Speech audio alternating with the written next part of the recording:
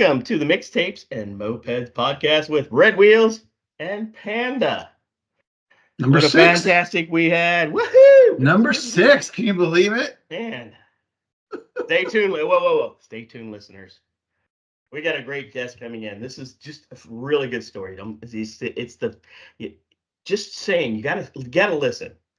Well, our two listeners gotta listen. Hey, Jack and Stone, listen. This is a really good podcast. Hey, Wheels. By the way, Connor and Casey are getting pretty upset that Jack is getting all the pub and they're not getting any love. So I throw out a shout out to those two. So all right, don't fast forward, guys. Stay tuned. Hey, Panda, before we begin, what do you call a large group of sick pandas? No idea. A pandemic.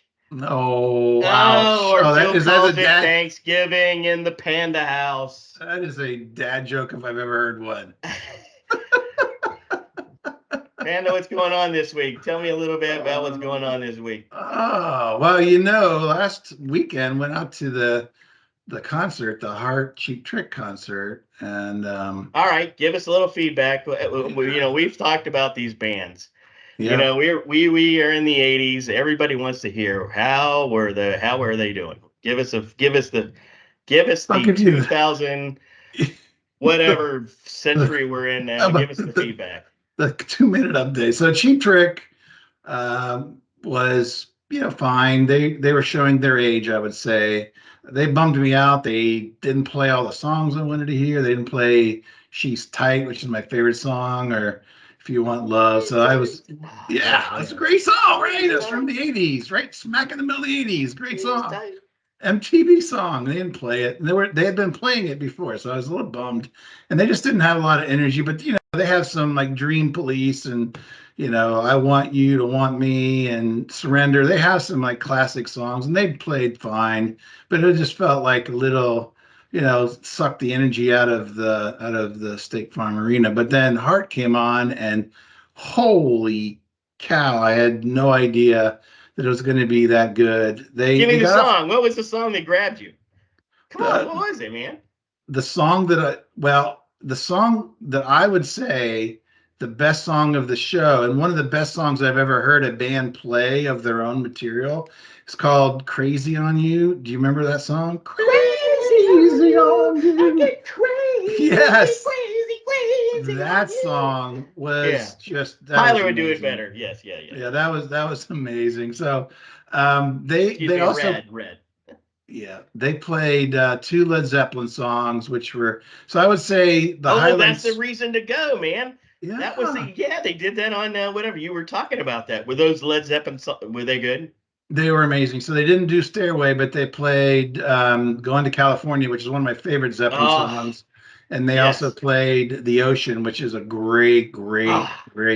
So then they closed it down with "Barracuda." So I would say, Ann and Nancy are the only 2 originals, but the other one, Nancy Wilson played a little song for Eddie Van Halen that she wrote for him, and it was just an acoustic, like instrumental song, but it was pretty freaking cool. And didn't know the song going in, but I thought that was a nice touch. Just overall, just amazing performance by 2 ladies, and I will say a little bit of peer pressure from some friends that were also there.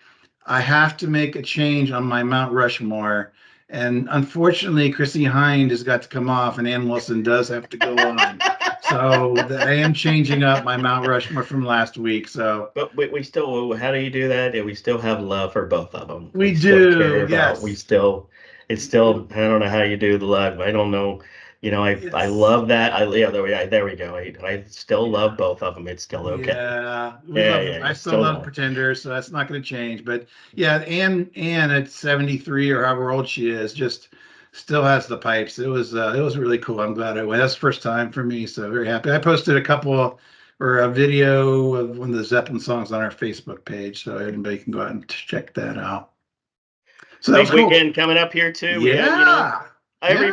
We all love back in the day. As our listeners know, I may have went to a little school. It might have been a little party school in Ohio called Ohio University. And back in the day, we used to have these festivals, and it was called Spring Fest. And man, that was the Woodstock of Ohio, where you would get everybody coming into Ohio to watch these. It was just fantastic. And as a college student, I mean, we had a blast. And I was actually working the kegs and actually all the other kegs and partaking of the kegs and listening to festivals.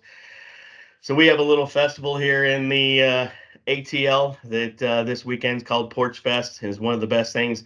So for any of our listeners that you ever want to go to a place to go see something and have a fun weekend, go put in your calendars to go see a porch festival the ATL.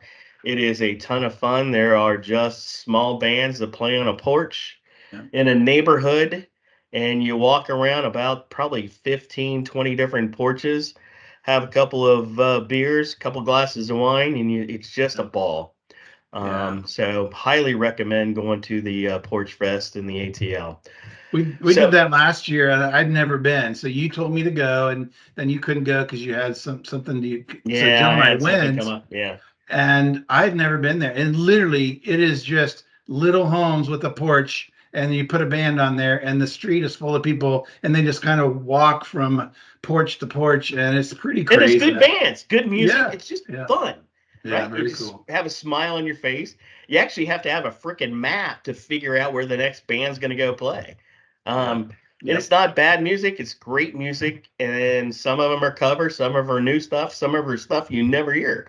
And, we are looking at some of the band fest across the country. And I mean, that's just one of the good things too. And it's not packed. There's people. It's fun, but you don't have to worry about having because the same night there's Kenny Chesney going on down at the big festival. And you're going, well, I can go pick 100,000, or I can go over this one, and it's going to be about 15,000. I'm going to pick the 15,000, even though I know go over here's good music. But it's free too. Yeah, it's free. That's exactly right. It's free. Get your way to the ATL. Yeah. All right, I got one more, man. This last weekend, as our listeners know, or I might have said in the past, we had purchased an RV way back, and we took our RV up to Ohio this last weekend for a wedding. And it was a college friend, really dear college friend from OU. And we went to his son's wedding. And, one of the things when you show up a wedding, you go, oh, I know I'm going to have a good time. Back in the day, you always go, wedding? Cool. Am I in it? Well, I know if I'm in it, then I got to spend a lot of money. But if I can attend, I'm going to have a blast. So I can't, actually, their kids are friends of mine. His sons have been friends for a while, just like Panda's kids. I feel like several of them have worked for the Red Wheels company. Yes, and different times. But anyway, these kids, and you walk up there, and I was in the wedding, and I looked over at my wife, and I went, "Oh, good God! It's the first time I'm going. I'm the adult in the place, going, holy gosh, that's scary. almighty! You're the adult. That's I'm the adult, right? I'm the adult, right? For everybody listening, check, check, check, check. I'm the adult in the area, and everybody knows, how do we go have fun? And you're going, oh, good God, I'm the adult in the whole place. So, You're not Panda, just I an have a adult. You're an question. old adult. That's exactly right. I was the old adult in the place. Panda, I got to ask you a question. Yep. When you were 25, 26, 27, what did you think was next? What were you planning on? 25, 26, 20. What were you thinking? Yeah, I was in Atlanta. Came down here because my company had moved me down Columbus, Cincinnati, then to Atlanta, and Vanderbilt had a lot of people in Atlanta. So I had some friends here. I'm like, okay, that's a good place to go. So I'll go down there, and then kind of you came down, and then we met Red, and then had this other group of folks, and it was like the best time of my life, right in that window that you're talking about. And then I was like, I didn't have any real goals, like other than what are we doing Thursday night? What are we doing Friday night? What are we doing Saturday night? Right. And then at some point I'm like, you know what, I gotta go get my MBA, and I kind of I was like, I I gotta gotta do be an some adult. adulting here. And so didn't love my job at the time. So hey, go back to grad school. So that was kind of where I was back at that stage. But then I missed all my buds and left everybody behind, which was a bummer. But I did go to Austin and had 2 years there, so that was fun. But Yeah, well, yeah, of course. And I visited them in that time yes, you period did. and managed to have my own fun in that. Yes, you Woohoo! did. Another day story. Yeah, same deal. You know what? I'm looking. Yeah, I'm in the wedding. I'm in this. I'm watching 340 people at the reception, and I go Wow. to the bride's father, and I'm like, dude, man, 340 people. Oof. You know, I hope you are an attorney or the CEO of the local Honda distributor. But man, my goodness, I mean, that's. But it turns out everything in that whole area. In that area, it's so. I mean, houses. You can find a house between 100 and $200,000. You can Whoa, buy a really? farm for $250,000. 10 acres, What? and we're not talking about you're going to go put 100 herd of cattle. But you go and it's like a walk back in time. Man, I talked to a kid 38 years old with 7 kids. And you Oh go, my. pooh, what the heck is that? How do you do that? How do you, I had two, you had three boys Yeah, though. And you go, yeah. how do you ever manage that? I can't imagine. No, no, no. I can't. Hopefully, he was just drinking the whole time. I don't know what else you No, can do. actually he was. But it was because it was the first time because he had he had to live in a barn with 5 kids for 6 months as he built his house Oh, for kid 6 and his wife is pregnant with kid 7 and they were building the 5 bedroom house so they could all fit in the everybody into the house. And always there's always a different way of life, and you go, that, awesome, man. Just, wow. but that's that part of Ohio, man. That's just really cool. Yeah. Segment number 1 is our Dirty Niner. So Panda has introduced a segment, and he has Yep. introduced the most hated sports teams, not including those folks from up north, Wolverines. Yeah. But let's pick somebody that we just don't like. I'm Yeah. on the politically correct side. And Okay. I'm going, I don't hate anybody. I just maybe dislike teams. So I'm It- going to be on the tolerant side of, I really don't hate anybody. I like, So I yeah. apologize for my Come on, I know ineptitude. you better. You hate, there's some teams from years past that you actually hate. So I'm sure those are gonna pop out here when you give me your list. But yeah, this isn't like a program or the Yankees or a team. This is a team from a sport in a year that did probably something wrong to your favorite team. So that's All really the right. I gist of want this. you to kick off. All The right, let me Dirty go. Niner, you are the number one All right. on the Dirty Niner. All right, number one. This one I picked it as number one because it has an Atlanta tie. Do you remember I said Good Old Days is one of my favorite bars, right? Across the street was American Pie, right? In Sandy Springs. Remember American Pie? Of course. Of That's course you what do, right? that's I So mean, like the first place I landed, the yeah, Ramones. When I stayed at your yes, place yeah, before the first trip of all the other guys, the yeah. first trip I landed it was American Pie. Or I So mean, we were good old days. Yeah. Yeah. So we were at the American Pie. I can't even remember who was with me, but we were watching. It was 1998. Ohio State was undefeated and was playing Michigan State, who was like 6-6 that year, or Yeah, you some. and I were there. Yeah, okay, we It were was you there, and I. and Ohio State was loaded. They had David Boston. They are just loaded. Andy Katzenmoyer, all these people, right? Should have been a blowout. And Michigan State somehow stormed back after being down and ended up winning at the end, ruined Ohio State's perfect season. And I remember like throwing stuff at the screen. I normally don't get that upset, but I was so upset. So I have to go number one. The 98 Michigan State Spartans football team is my That's a good most pick hated. because they, yeah. And I don't dislike Michigan State at all, but that year I Yeah. disliked Michigan State. Yeah, there you go. Same here. All right, I'm going to start off in baseball. I know I'm a Buckeye true and blue and Bobcat true and blue. I love both teams, but I'm going to go in with I got to go with the 1999 Yankees, who I truly disliked. And we were in the World Series. We had Glavine, Maddox, Smoltz, good God, every other closer out there, and everybody other best baseball player.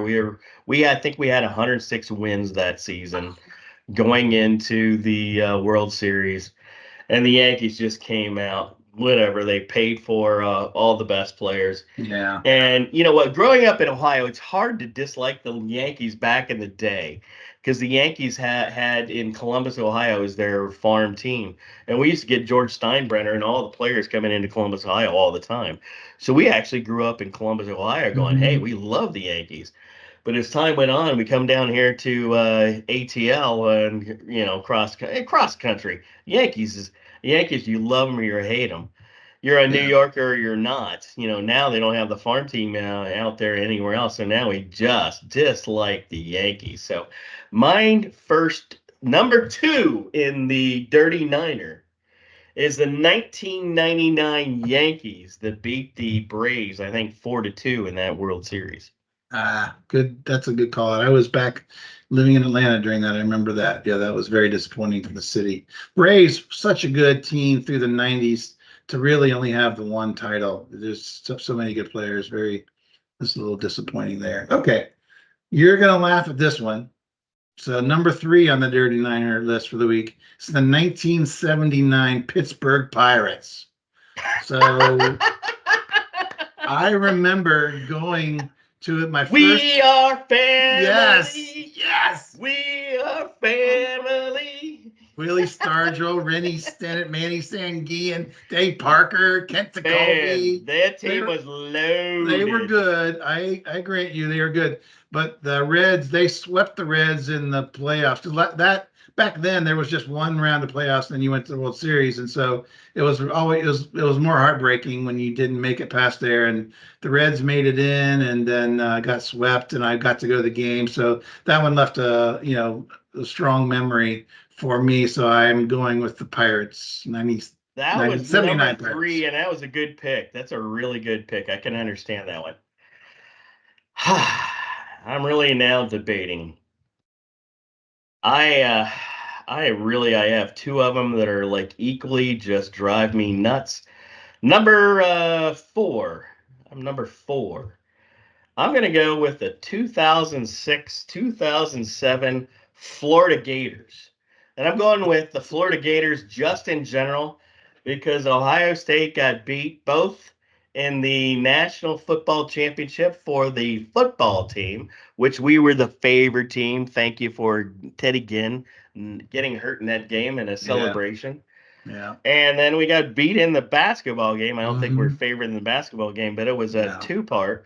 Urban Meyer beat Ohio State, and that's when I think he said, I don't want to be here anymore. I got to go back to my roots. I got to get Do you out know of why here. we lost? Because I was at both of those. Yes, that's why we lost. I was, Well, there you well, go. You should yeah, never, quit showing up. my Get bad. out of My bad. there. We'll do that again. That was number four. But I All just right. they that was a team I just despised Florida, and I've always despised Florida. And I actually had a sales rep. He thinks I fired him because I didn't like Florida. Oh. That was not the truth. Not the truth. Not the truth. All right. I may have gotten the year wrong on this, but I'll explain it. So I believe it's the 2019, might be the 18 Clemson Tigers. So Ooh. Ohio State and Clemson met in the national playoff Oh. semifinal. And that was the game where Trevor Lawrence there is targeting against Buckeye defender Trevor against Trevor Lawrence. He got kicked out. And the Buckeyes had like dropped a touchdown pass. And then there was a controversial play where a Clemson receiver caught the ball and took like 3 steps, for crying out loud. And then Jeff Okuda, I think, swiped the ball. It fell to the ground, picked it up, and ran it back for a pick six. And they called it a touchdown. And then they went to replay when it was clearly a fumble, and they overturned it. And then Ohio State ends up losing by like 5 or something. So that game just peed me off like you would not believe. So as much as I don't necessarily dislike Clemson as a program, I have a lot of friends that went there. I definitely don't like that particular Clemson team. Dirty number. That was dirty number 5. Yep. Going on to dirty number 6. This is my tie. And number 6, it is both teams in this game, but I really despise one of these teams. The 2016 2017, when the Atlanta Falcons played the Patriots. Our kids have now been, I grew up a Steelers fan and I kind of didn't like the Bengals and the Browns, and now I love the Bengals, and I've had to love the Browns over the years, and so I don't really have any of that, but I've become a Falcons fan. But that 2016 2017 Super Bowl may be the most frustrating game for me in the history of watching the NFL, of seeing a game that was winnable by the Falcons. And done deal. I mean, we're up, Was it 28-3? 28-3, and we're ready to kick another field goal, and they run some dumbass play and run it back because of whatever the offensive coordinator did or whoever called the play, and we get and go kick the next thing. And then Pretty Boy took over, Tom Brady, and of course, I roast Tom. By the way, if you watch his roast, put your goggles on and your ear because he'd be embarrassed as hell. Listen to his roast. But anyway, that probably I dislike, and I did dislike the New England Patriots that Yeah, year, that's and a I good call. disliked the Atlanta Falcons coaching staff that year. Yeah, that's a good call. That is an epic failure by a coaching staff and a team just overall. That game was in the bag, like you said. They blew it. And yeah, who likes the Patriots anyway, except for Patriots fans? All right, what was that? Number 6? Was that 6? Yeah, number 6. All right, number 7 is the 1989 San Francisco 49ers. So Of course. I Of was course. living in Cincinnati, and the Bengals went to the Super Bowl for the second time, and the second time they played the Niners. And wouldn't you know it, they go, right down the field against the Bengals, and Bengals were up, I think, most of the game. And then I guess it was Joe Montana, right? Takes them right down the field, throws that touchdown with less than a minute left, and just cemented his place in history. But as a Bengals fan, that sucked big time. So don't like the Niners from that year. Man, I was rooting for the Bengals. I was rooting for the Bengals, and I was a Steelers fan, and if I guess die hard, dying, I definitely was rooting on the Bengals side of that, and just that sucked. Yeah. All right, I'm going to the Wayback Machine. I'm going to go back to as a country. As a country, we rooted for this team, and as a country, we rooted against a team. Way back in 1980, we played a little game of hockey, and it was no professional player allowed in this arena. Well, but the Russians had a little professional players paid by the government, but ours were not. And we had a team that showed up in Lake Placid. And as a country, we just, I mean, everybody, it didn't matter. You didn't, whatever you were at, you were going, whoa, USA, USA. Yeah.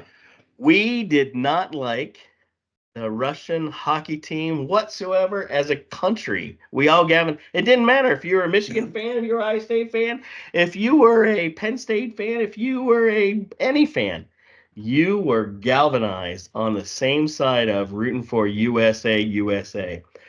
I'm going to say that Russian Olympic team, I was disliking those guys back in 1980. Best movie ever. Watching that game. What an awesome experience. Gives me little goosebumps thinking about it. Yeah. Miracle, one of the best sports movies of all time. Kurt Of all Russell was time. amazing. I watch that every time it's on. Yeah, great call. They were the perfect arch enemy to that team and that in our country. Yeah, that was a crazy time. Well done there. All right, I'm going to close it out. This one, it's the cheating a little, but it's really the same group. But the 2010, 2014 Miami Heat. So I, like most of the country, did not like the way LeBron and Dwayne Wade and Chris Bosh all kind of left and made a big spectacle out of them leaving and going to Miami to try to win Really? titles. And I'm not Huh. a big NBA guy, but that just turned me and I don't dislike LeBron James. I think he's a great player and decent person and all that. But the way they did, I think in hindsight he probably would have done it differently anyway. But I just thought that was just bad. They did it for TV to make some ratings and whatnot, and I just did not like that team at all. So unfortunately, they ended up winning 2 NBA titles, so it kind of paid off for them. But I didn't like the way that happened. So that'll be number 9 on our Dirty Niner The this week. Dirty Niner. That actually was a good closeout. I would not have picked that one. All right. Welcome to the interview. Man, this is awesome. We got Our a great first story. one. Woohoo! We got a great story coming up. You see the smiling guy there, Barry. We've got a great story coming up. I'll just give you a little introduction to Barry, man. I mean, we my VP of marketing said, "Hey, we got to redo the website." And I go, I've been through like 10 different people, and I don't know what to do. Please just find me somebody that can do this stuff. I go, I know it's an artist. Just find me an artist. So we found Barry, and she had actually worked with Barry and a couple other companies. And Barry, all right, we have the plug here. OpenModeLLC.com. Let everybody go to OpenModeLLC.com because he is awesome and his company is awesome about helping you out with your website design. But we really needed some help, and we needed help because we just had some things that were going blah, and he got us in the right direction. So after we got everything fixed, then I started getting a little campaign from Barry about his life experiences, and I caught on. I went like, "Good golly, you went here! Holy crap! What an awesome story!" So I talked to the panda. I go, "Hey man, we got to start our first story with this guy who went to Alaska. This is a story we got to pay attention. It's the John Crack into thin air. It is the into thin air John Krakauer story. We found this story and we went, I got to go there."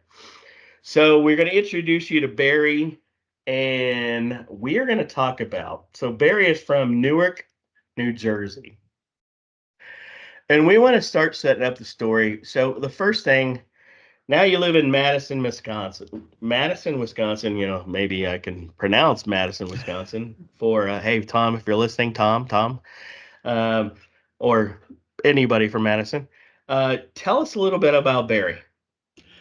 Hi, everybody. Hi, Andy. Hi, Steve. Nice to be on your podcast. Thank you for having me.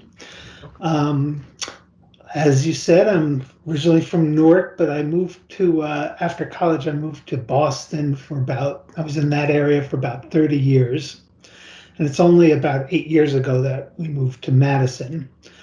But in Boston, I had every kind of job you could imagine, but ended up doing websites and development. I'm also an artist. I'm a painter. So being able to do both the art, which is very creative, and the web stuff, which is very Oh, come on, it's programming. creative. It's extremely creative. It's also creative, but it's also very in the Functional. weeds. It's It's functional. Yeah. So I've been able to luckily build both of those things pretty well. All right, let's start the story. You had an episode in life. I talked to Panda about this. When I say Andy, Andy is Panda. I'm translated into Wheels. You call me whatever you want to call me. But I gotta hear, you had a day when I read the blog, you had a day when you're driving down the road and all of a sudden you go, I can only see two-dimensional. And I can't imagine what that means. I mean, that just blows my mind what that means. Tell me what that means. So that means I was really working too hard. I was working over 8 hours a day at one job doing computer related work. And then I used to volunteer my time after work with a bunch of nonprofits in the Boston area, helping them with computer work. Mhm. So I was staring at screens for easily 16 hours, 20 hours Oh a my day, and gosh. then sleeping Oh a my. little bit and then doing it again. And so a Andy, screen, you can't relate, or Panda, you can't relate to that, can you? Well, I can, but not to that degree. That's way beyond mine. yeah, Yeah. it was a crazy period.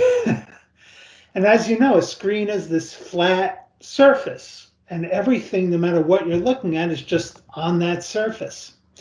So one day I'm driving in real life down the road, and the windshield became that screen. And so the buildings and the people and the street all flattened and looked like it was on a computer screen, and there was no way to tell how far away I was from anything. It just looked like everything was at the windshield level. What? It No was depth perception at So all. everybody was looking like they could been a bug that would splatter on the window any second. right. They were just, yeah, like I was watching it, like watching a video on a computer screen, basically. Wow. And so I had to stop immediately. I didn't know if the car in front of me, if I was about to run into it, if I was far away from it. I didn't know if these people crossing the street were going to get hit. So I just stopped the car, and fortunately, nobody got hurt. Nobody hit me from behind, and pulled over. And I closed my eyes and had to wait quite a while for the vision to come back. Wow. So then when did you realize I'm going to take a 30-day sabbatical? I'm going to go and say, I'm taking a little bit of vacation time that I need to get away and not see a screen anymore. But I'm Dave, going could you do that? Can you do that again? What the hell was that? What is this? But I'm Are you going riding a horse? Are you on a horse? But I'm going to drive. I'm gonna pick up. I'm gonna get back in the car that I abandoned because I couldn't see. I'm gonna get back in the car, and I'm gonna go from Boston to Seattle. So tell me the next part of that. How did you come to that conclusion? So uh, I've always had the goal someday in my life of going to Alaska, just to get far away from everything I'm familiar with to something extremely different. So I thought, well, this might be the opportunity, and to drive to Alaska. Don't bring a phone. Don't bring a computer screen. Don't even bring a book. Don't even bring a camera. Just get out of town. Oh, Nothing flat, nothing by like the way, internet. Jack and Stone, this is not torture compared to all the rest. It is not. He chose to make this trip. Anyway. That's right. That's right.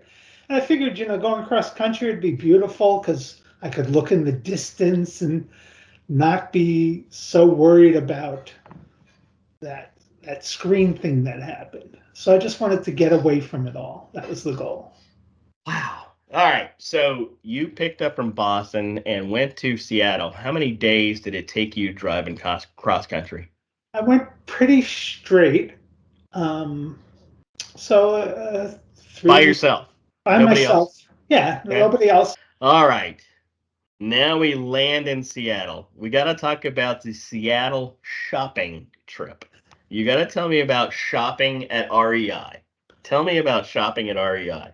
So I went to Seattle because I had a friend there who said, if you're going to Alaska, stop here and I will take you to the perfect place to get outfitted for everything you need. And she took me to, I think it was the original REI that They're based in Seattle, so I'd imagine that's probably right. Yeah. Yeah, and back then, I don't know how. I never heard of it before, so so she took me, and we found a salesperson, and I told him I was trying to go.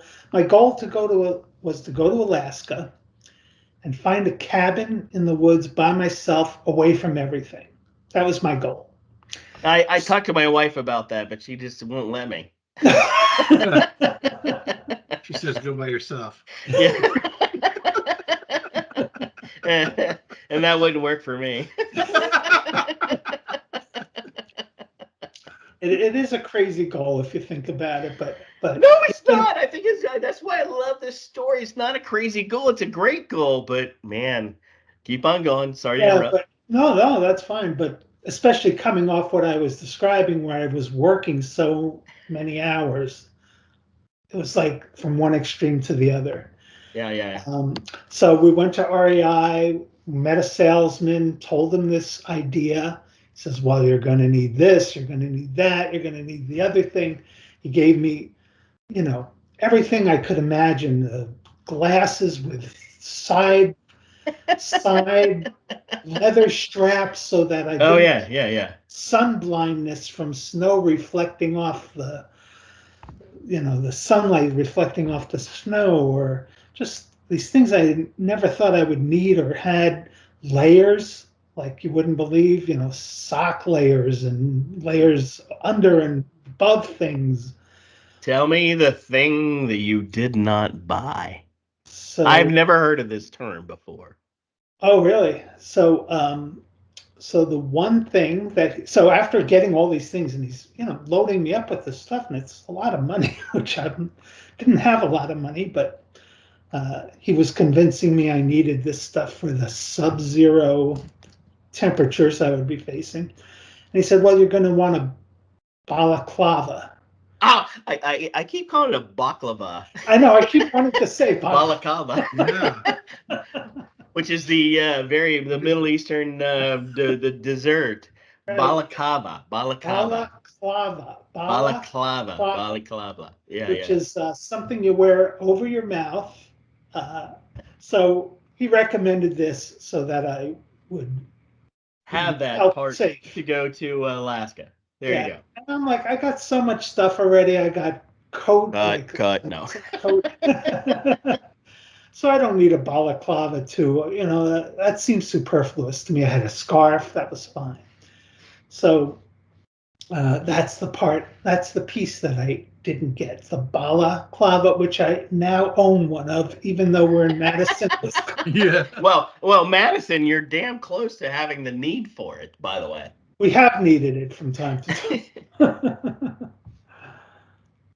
Okay, now we're geared up. We have the car in Seattle. Now we're gonna take the flight. How the heck did you pick what city you're going into Alaska? I mean, how'd you go? I'm gonna pick this city to go find my cabin. I'm gonna go and get rid of everybody else. I'm gonna just go sit in the cabin and enjoy nothing. Good. Yes. So I thought going to Alaska, going as far north as possible as I could. By the way, listeners, Santa Claus, he picked a place north of Santa Claus. North of Santa Claus. Okay. So first I was in a hotel in Fairbanks and got the idea from people that I should fly again to another place north. Oh, so what crazy enough to be in Fairbanks? Right. You had to even go enough. Even more crazy. Right. Okay. And ready for the name of this city that they're sending me to? It's called Coldfoot, Alaska. Shocking. Coldfoot, Alaska, population 8 at the time, I think, which basically was a truck stop. It's actually the northernmost truck stop in the world. So when we watch the what's it called, Andy? The ice Ice Road Truckers. Ice Roaders Truckers. Yeah. They're on that. They are on that. That was a stop on their whole ride. Okay. Yeah, and they all stop there, except I'm in the other part of the story is it's winter. So this is now, I think, January or February that I'm doing all this, which is why it snowed on the way across country. So I'm going to Coldfoot in the winter. That's where I met this guy named Dimitri. Dimitri, that's it. Yeah, review the story. Dimitri, yeah, great name by the way. Dimitri. Dimitri. One day or night, I come back and there's this guy sitting in the truck stop who I hadn't recognized. I never met him. And so he asked me who I was, and I said, "Oh, I'm from Boston." And he zips open his jacket and he shows me his Harvard or his MIT sweatshirt. All the places. But he tells me he's not from there. He's from Russia. He's a Russian who got fed up with Russian communism and wanted to experience American capitalism. He came This is the best part. I love it. Yeah. Go. He came to Texas. He hated American capitalism. And he said, "Okay, I give up. I'm going to go to Alaska and do some gold mining," which people in Alaska still did and probably still do gold mining. I have to ask though. That still sounds capitalistic, but anyway. It is, but it's rugged individualism rather than working for somebody else. Right. I think that was the drift. And so we talked for a little while, and I told him why I'm there, and he's like, "Great, perfect. I have a friend. He's not here, but he has a cabin, and he's just the kind of guy that would love it if somebody was making use of his cabin while he was gone. So if you want, I'll take you to that cabin." Oh God. So I'm like, Andy, can you imagine? No. I can't even imagine. I can't imagine, man. I can't imagine. Have you seen True Detective? The last season in Alaska? Trust me, I don't want anything to do with that. In Alaska in the winter, no. I did not see that. It's a good thing, probably. Yes, I think it is. All right. Yes. Now we've decided. Dimitri has said, "I'm going to offer you the cabin." Now tell me about the ride from the truck stop to the cabin, or to his cabin. Well, right. So he says it's a shame. If I had known I was going to bring somebody else back with me, I would have brought more dogs for the dog sled. And I'm like, "Dogs for the dog sled?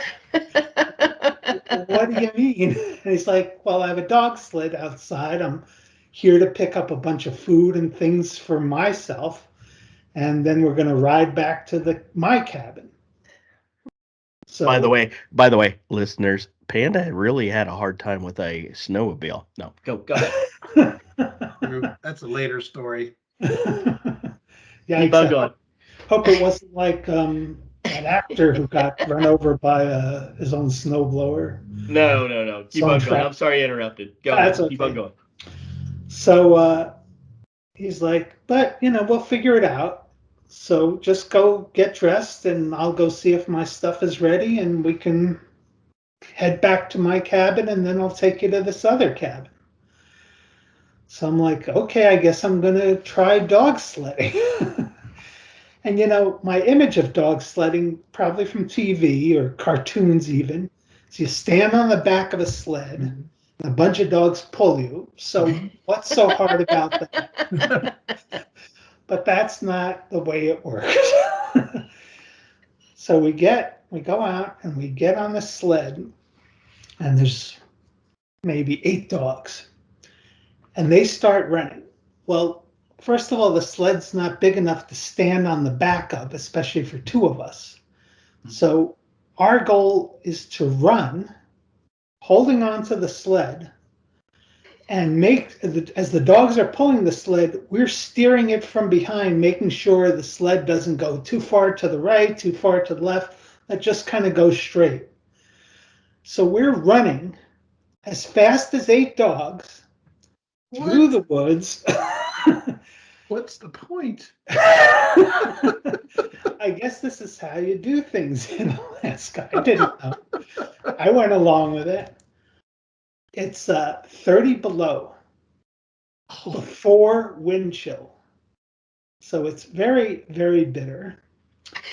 And very, very bitter. Very, it's very cold. About as cold as you can imagine. And there's no path through the woods. The path is just the dogs came on this way and now they're going back on this way. So there's snow everywhere and you can't tell where the path is and where it isn't. So if you step in the wrong place, you immediately sink into waist deep snow. Oh, God. And you don't know because you can't see. The dogs know because they're dogs. So the first time that happened to me, I just let go and fell. And Dimitri stopped the sled and came back and said, "What are you doing?" And I'm like, "I fell." He says, "Yeah, but you let go of the sled." I'm like, "Yeah, otherwise they would drag me. What am I supposed to do?" And he says, "You don't let go of the sled." Says, if I wasn't here, you can't shout "whoa" or "stop dogs" or "hey." They want to go home. They're cold too. Yeah. So they're just going to take off. So if you fall, hold on to the sled and let them pull you until you can Good night, pull Alice. yourself up. Yeah. Good night, Alice. Oh my gosh. So that was my dating career in college. What's that? Holding on to the sled. Oh boy.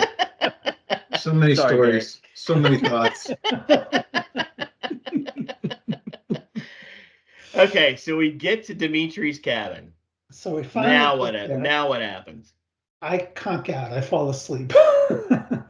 And running. From all that running, and it's exhausting. We were probably doing that for at least an hour and maybe a couple hours. So to be inside, it's not a heated cabin, but it's not outside 30 below either.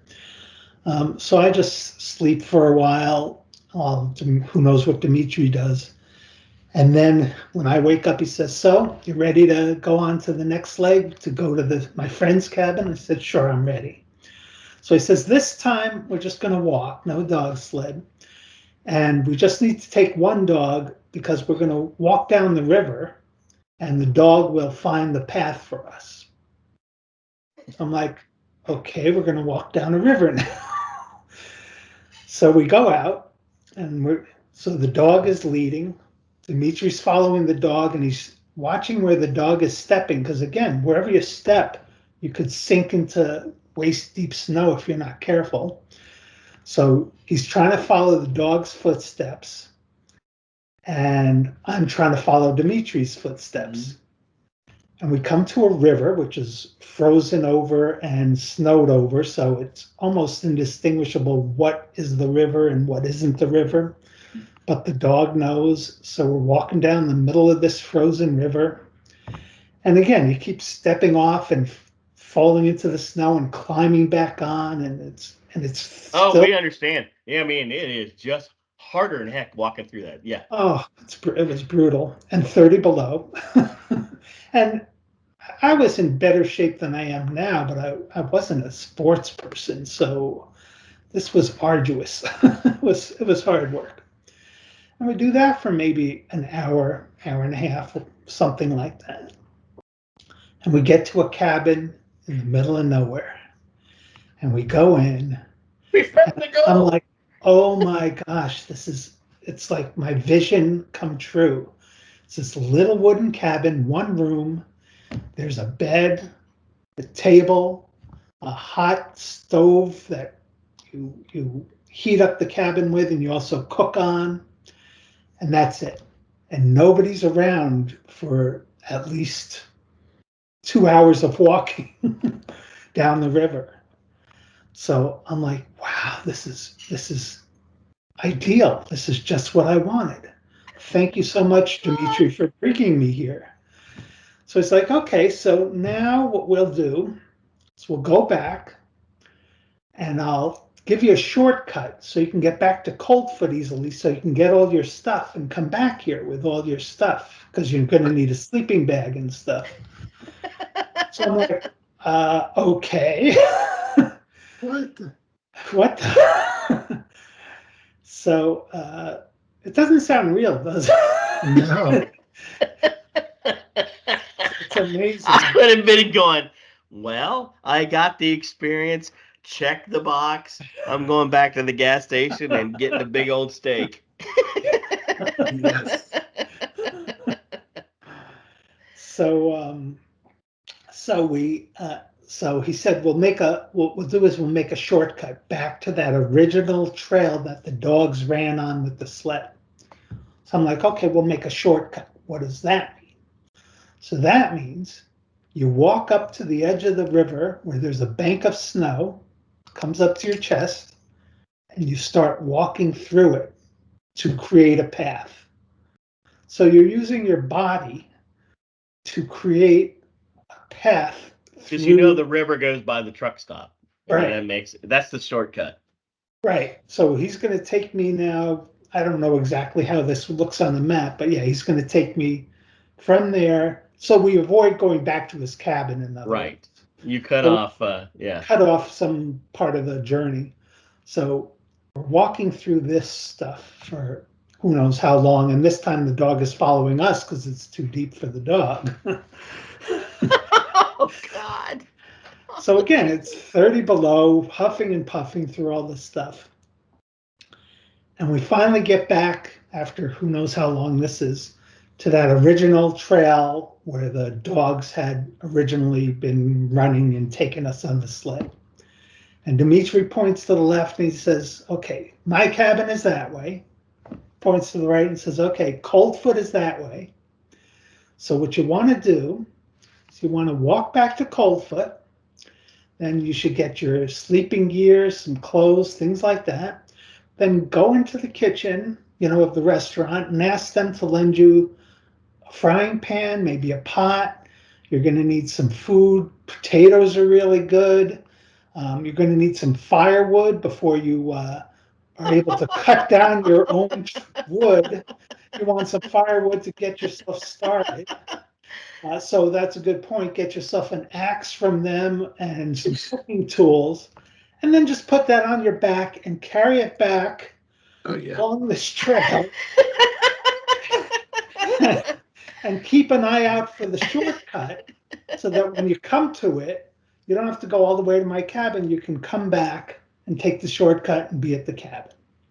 Oh, and get a shovel because you'll need to dig yourself a latrine. Or a grave. Okay. Yeah, keep on going. So as you're saying, at that point, I'm like, I can't do this. I can't do this. No way. I just don't physically have it in me. And I say to Dimitri, I don't know what to say to him because I don't want to make him mad. So I'm like, okay, Dimitri, I really, really appreciate everything you've done for me. You took me on a dog sled. You showed me the cabin of my dreams. Perfect, just what I was looking for. But I don't have it in me. I had a date like that. It's okay. And then Andy told me she doesn't like you.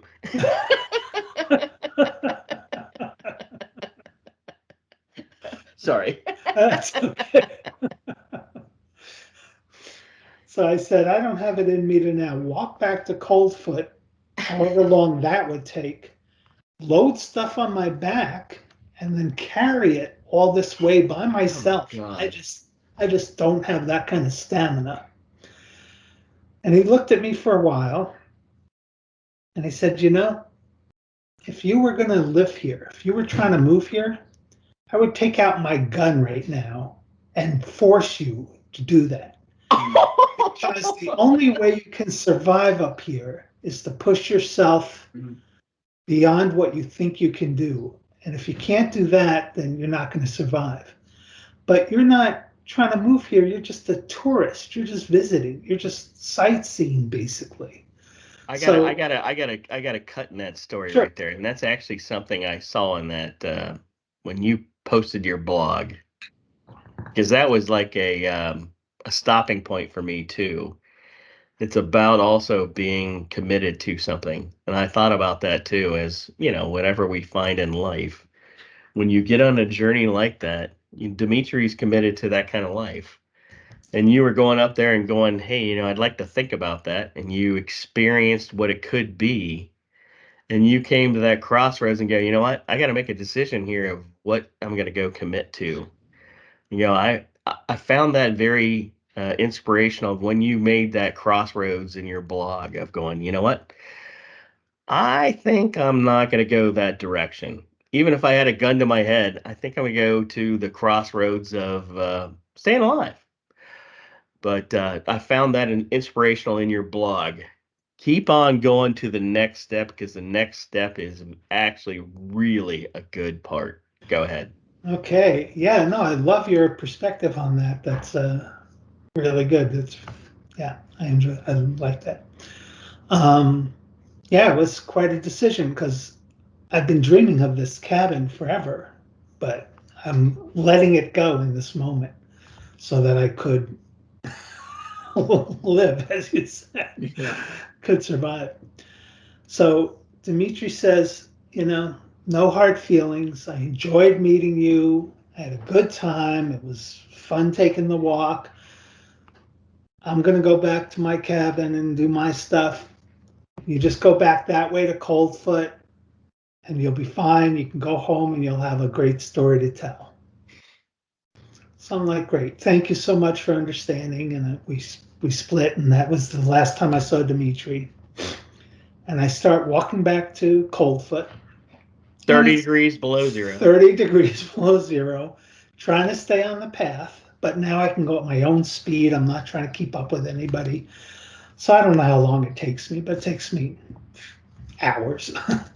But I finally get back and I go inside where, the truck stop is a restaurant and then a place where people stay and a post office. It's very small. It's a few buildings. It's the whole city. It's just a few buildings. No sidewalks, no anything. So I go in the place where my room was, and I had been told, or I had read, when you first go inside after a long time outside, don't take off your clothes immediately, because what's happened is you've been sweating and your sweat has been freezing your skin to your clothes. And because you're frozen, you don't know. And so if you take off your coat, you may be ripping skin and hurting yourself, and you wouldn't know it until too late. So I knew that much.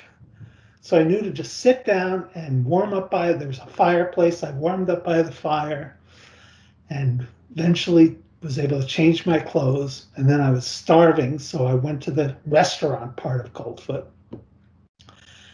And a nice couple ran all of Coldfoot. They were the postmasters, they were the restaurant owners, they ran the truck stop. There was this couple, and they did everything. The dog breeders. Probably Sorry. No. And they said, "How you doing?" And I told them, I didn't tell them the whole story, but I said, I was on the trip with Dimitri, because they knew Dimitri, and I said, the odd thing is I've been inside now for maybe an hour or so, and I feel fine, but every time I breathe in, I feel like I'm still outside. It's still cold air, even though I'm inside. So the expression on their faces was like dead, like ashen. And they said, don't talk, don't laugh, don't cough, don't sneeze. And just whatever we put in front of you, you eat it or drink it without a question. Don't even say anything to us. Don't speak a word. Don't If you feel yourself coughing, stifle it as you have to stifle it. So I just nodded and said, nodded okay. And they brought me soup, coffee, tea, soup, coffee, tea, soup, coffee, tea, soup, coffee, tea, over and over and over again until I was getting so sick. And they kept asking me periodically, breathe in.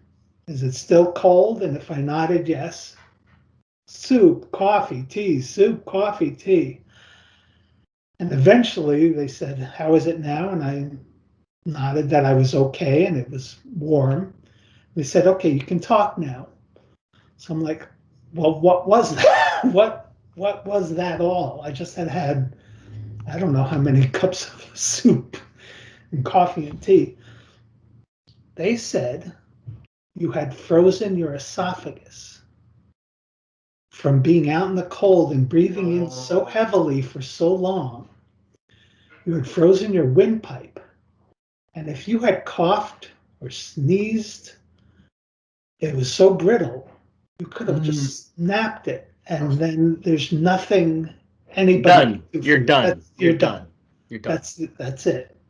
So they knew they had to warm me up from the inside because just waiting until As breathing much in, as possible. Right. yeah. So that's what that whole thing was about, is to heat up my innards so that I'd be defrosted from the inside and outside.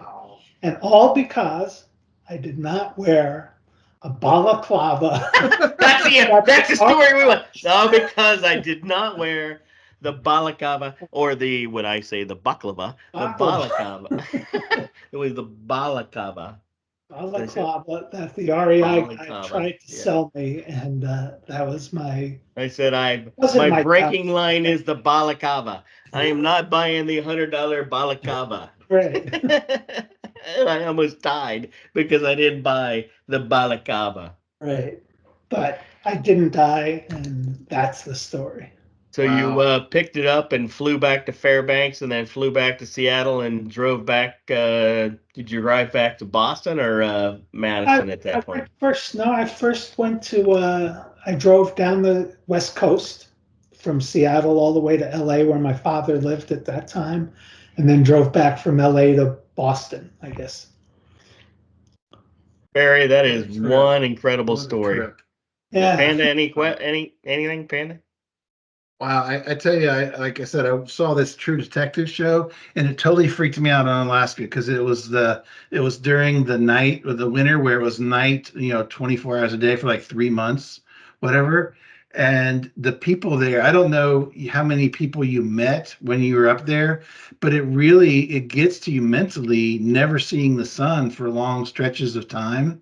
People, there's suicide and just kind of go crazy. So I wondered if you had any, experience with Good anybody. question. Yeah. Yeah. Yeah, I met a few people. Everybody was really nice. Everybody I met was amazing, mainly because they knew I wasn't an environmentalist.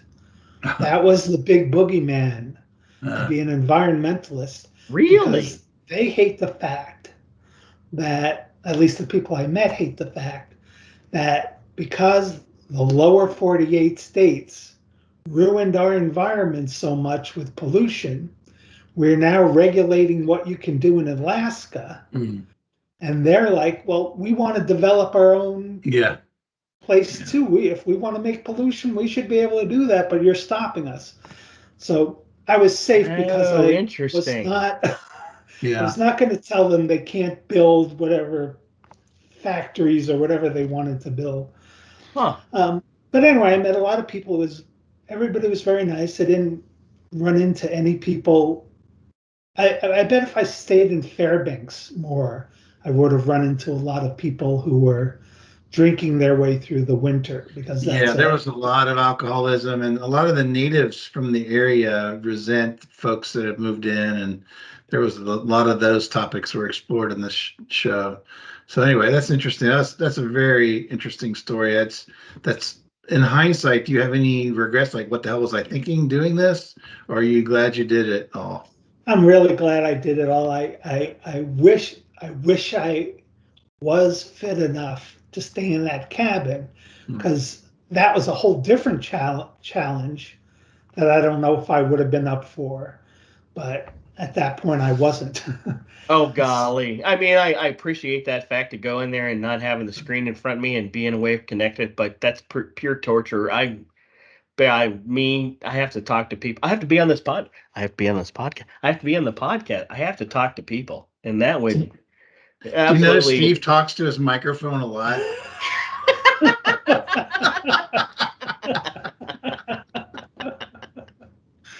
You know, it's important when he talks into his microphone. His head goes off the I would be up screen. there. I'd be up in the cabin going, woo, woo. How do I get to my microphone? Yeah. Anyway, Barry, that was a fantastic story. We appreciate so much. You're guest number one into our Yes, podcast. thank you.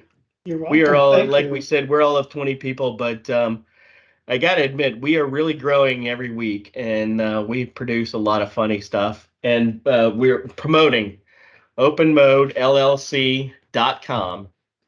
And we always want to say Barry is very good about what he does. And, the website production is always about artists, and Barry is an artist, and as you see in this podcast, just a great person too. So you want to Thank work you. with Barry and his team. He's really, in my opinion, I found a good person for us to work with. Small business, just awesome. Barry, thank you very much for the podcast. Thank you for joining us. Great job. We just appreciate it.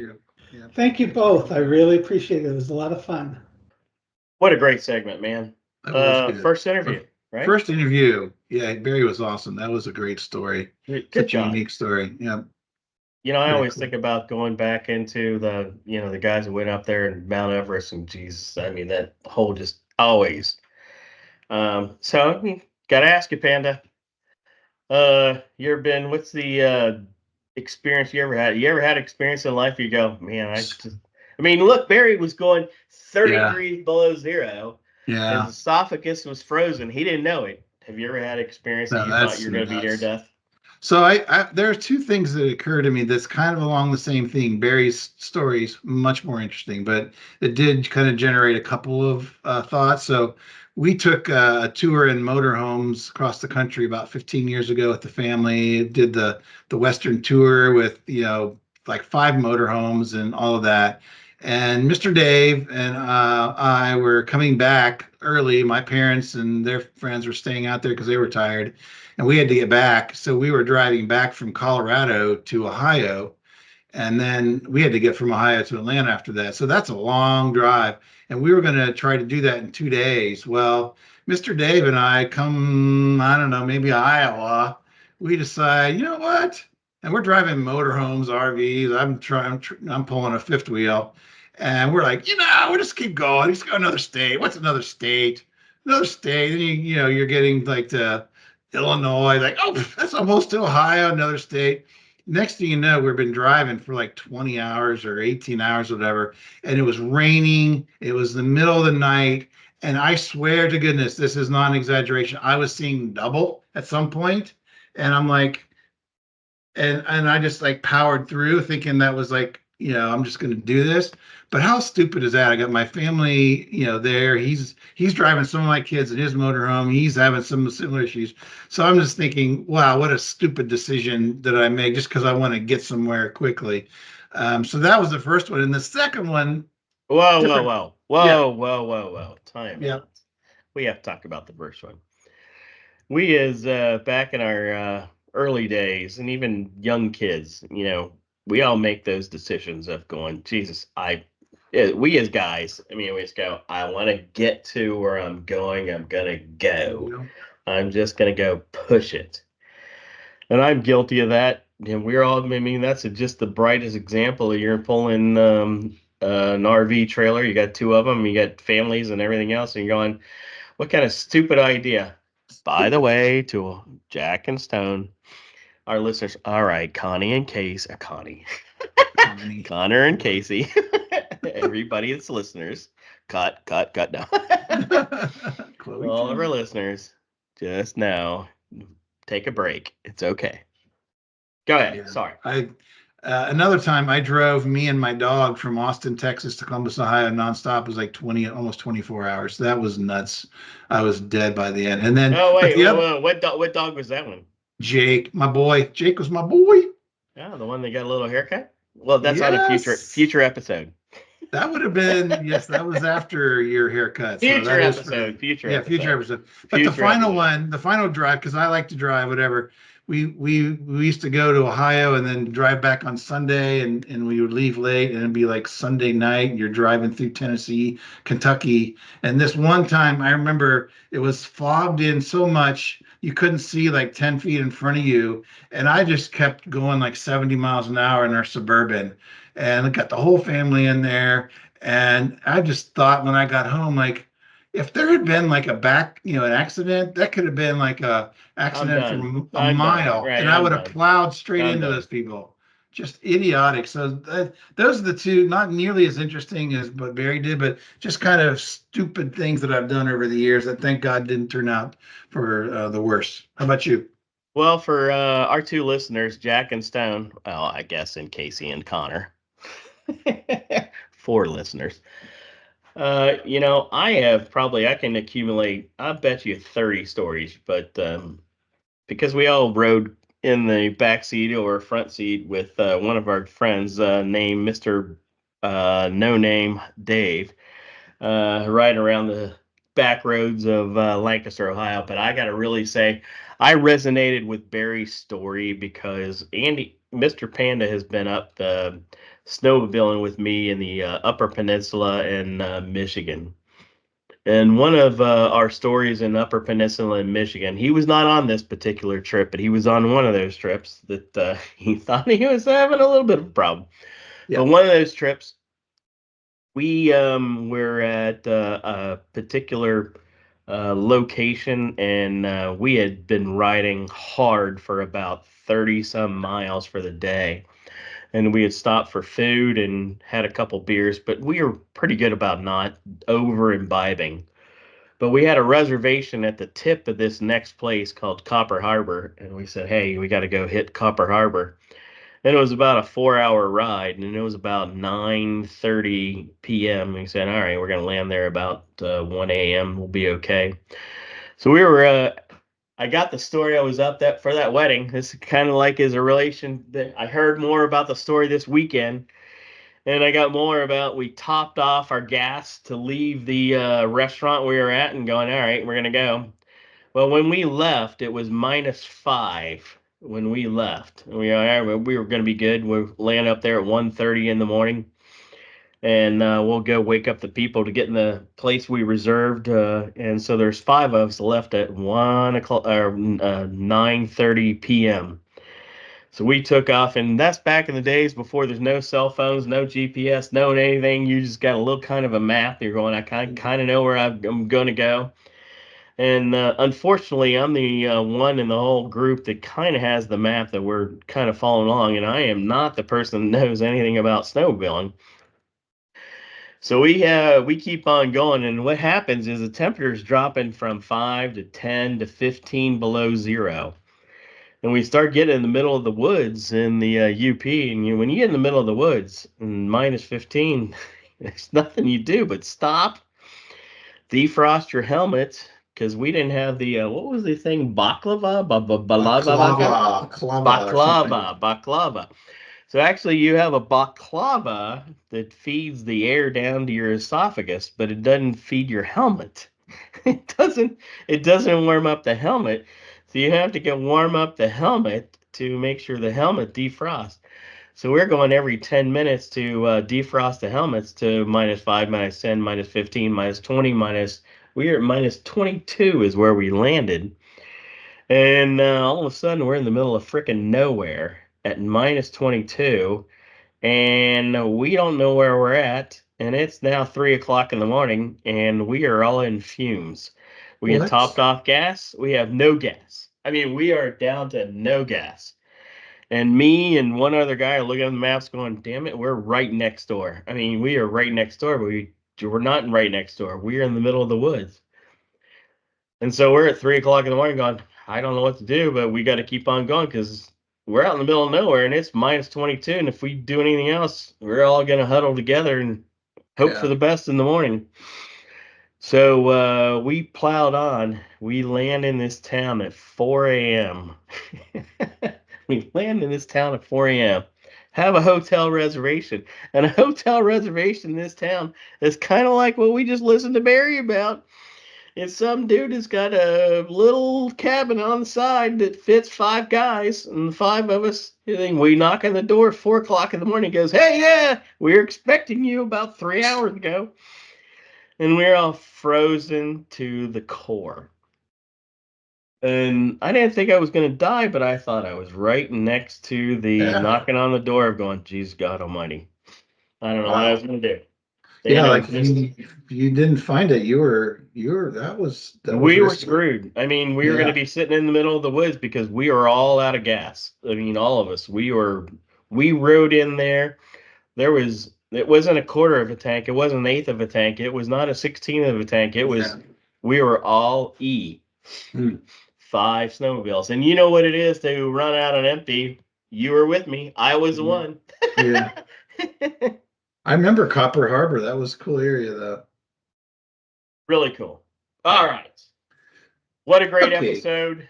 Yep. By the way, we have got a fantastic episode next. I got to tell you, we've got this great episode coming up next. It's not going to be a guest speaker. It's going to be a guest interview. We got a guy that's just going to be joining us for the entire episode. We are just going to give it as a tease because we want you to listen to the next episode. It is awesome. Panda, I'm going to turn it over to you. You have the last line tonight. Tell us the last line. Our favorite comedian from the 80s, Mr. Stephen Wright, will close it out. And here we go. 99% of lawyers give the rest a bad name. Apologies to my niece, Abby, who's not a lawyer, but I think that's a funny joke. So we're going to close it out with that. Thank you, Panda. See y'all the next time. All right. Thanks, Steve-O. Good show. See you next week.